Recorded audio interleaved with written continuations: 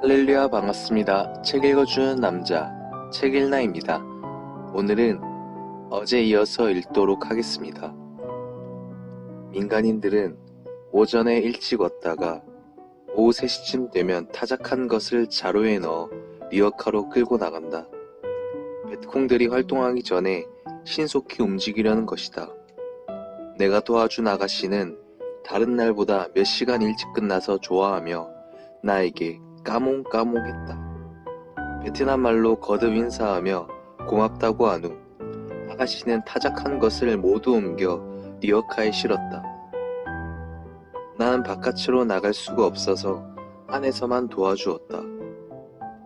나를 보고 여자는 심각한 얼굴로 말했다.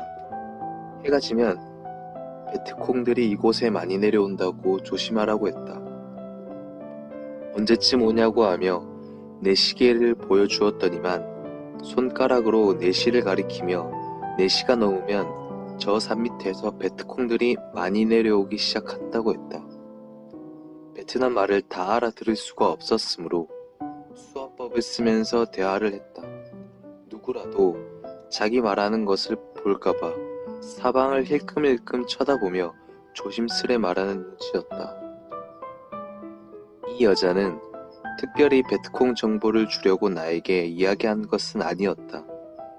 몇 시간 동안 자기 할 일을 도와주니 고마워서 마음이 감동되어 제 형제처럼 느껴졌는지 몸 조심하라고 해준 말이었다. 나 역시 베트콩에 대한 정보를 얻기 위해 그 아가씨를 도와주는 것도 아니었다.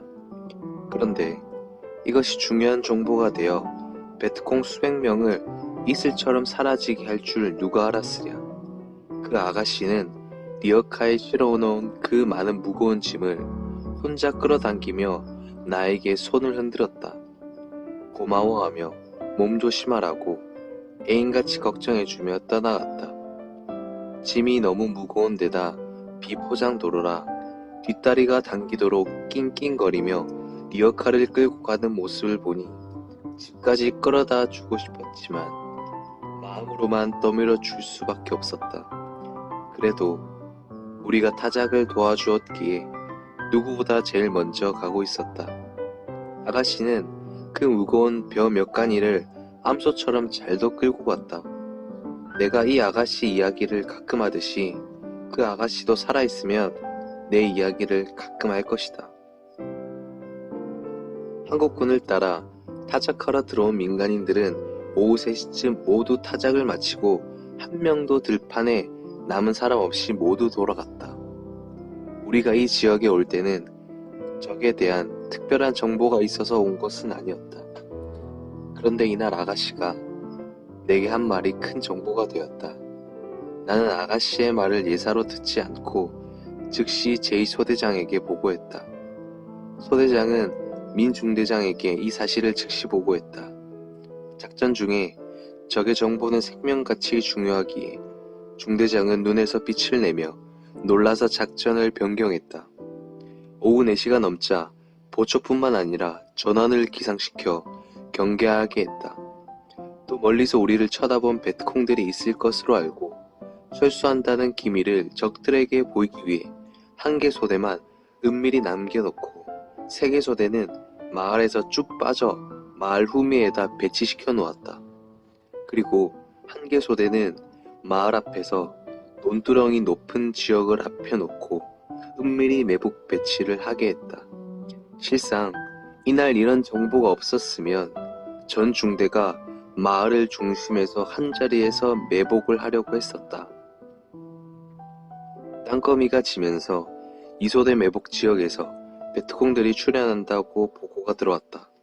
그런데 엄청난 병력이 이동하여 작전을 벌일 수가 없다고 했다. 지금 마을로 들어가고 있다고 했다. 중대장은 위치 발각이 안 되도록 조심하면서 꿰뚫어지게 살펴보라고 했다. 그 병력은 이날 밤 텅 빈 마을 앞에 도로를 타고 다른 길로 빠져나갔다. 그리고 다시 그 길로 들어오지 않고 다른 길로 철수한 것 같았다. 낮에 타작을 하고 간 아가씨가 말해준 정보가 확실했던 것이다.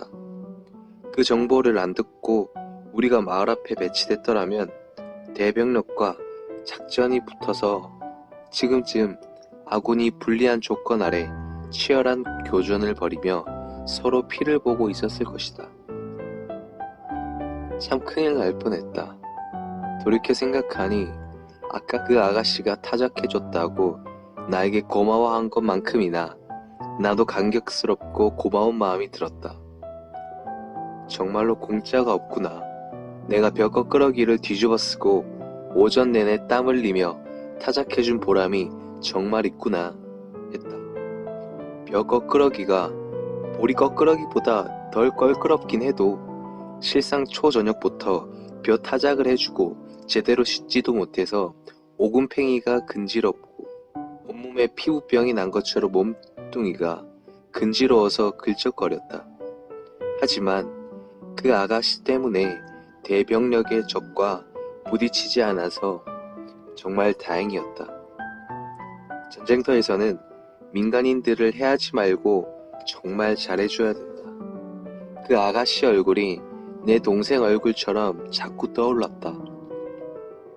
이는 아가씨 말이 사실이었고 그로 인해서 상황을 변동하여 매복 작전을 하였기에 서로 피바다가 안 됐기 때문이다.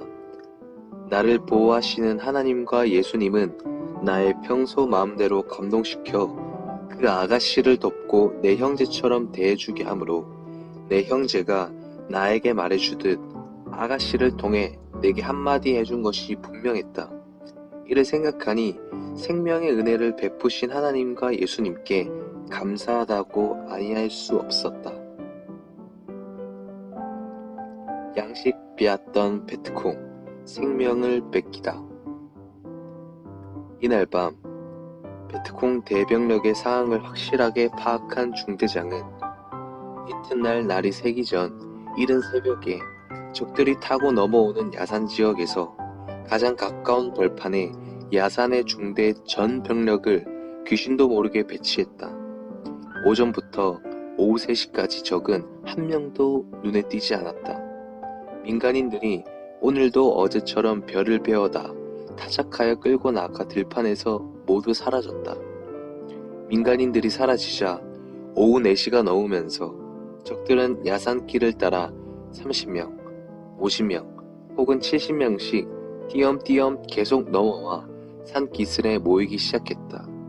어제 타작을 도와준 아가씨의 말대로 정말 그 산에서 적들이 풀과 나뭇가지로 위장을 하고 무리를 지어 서로를 넘어오고 있었다.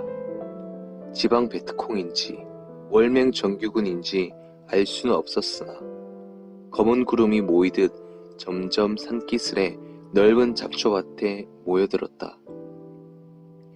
매복을 서고 있는 온 중대원들은 적들의 많은 인원에 긴장하며 놀라지 않을 수 없었다. 베트콩들이 집결한 곳은 앞에 나무들이 가려서 잘 보이진 않았지만 눈에 보이는 자들 외에도 꽤 많은 것 같았다.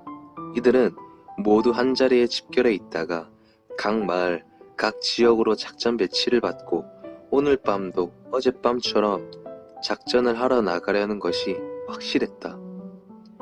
1시간 동안 여기저기서 모인 숫자는 엄청나게 많았다. 그들은 작전 전술에 의해 한 곳에 집결하지 않고 이곳저곳 띄엄띄엄 떨어져 앉아 있었다. 실상 적은 숫자라도 적들은 항상 아군의 눈에는 많아 보인다. 하지만 멀리서 망원경으로 관측할 때 보이는 인원만 대강 파악해도 200명에 가까웠다. 이외에도 숲속 여기저기에 숨어있는 인원들은 헤아릴 수가 없었다. 중대원들은 적들이 500~600명은 되지 않겠냐고 하며 이같이 많은 적들의 움직임을 보고 혓바닥을 내둘렀다. 한꺼번에 저렇게 많은 적들이 움직이는 것은 보기 드문 일이었다. 마치 어부 앞에 고기가 떼를 지어 몰려오는 입장과 같았다. 낚싯대를 가지고서는 감당할 수 없는 일이었다. 그물 없이 때로 몰리는 고기를 잡는 어부는 없다. 이를 지켜본 중대장과 중대원들은 그물을 던질 때가 이때라 생각했다. 민 중대장은 이 상황을 대대를 통해 연대에 계속 보고하다가 이때가 찬스라 판단하고 팬덤기 폭격 지원과 포 지원을 정확한 시간에 맞추어 해달라고 했다. 그래서 연대 포병 대대나 미국 공군 팬덤기들은 만전을 기하고 기다리고 있는 판국이었다.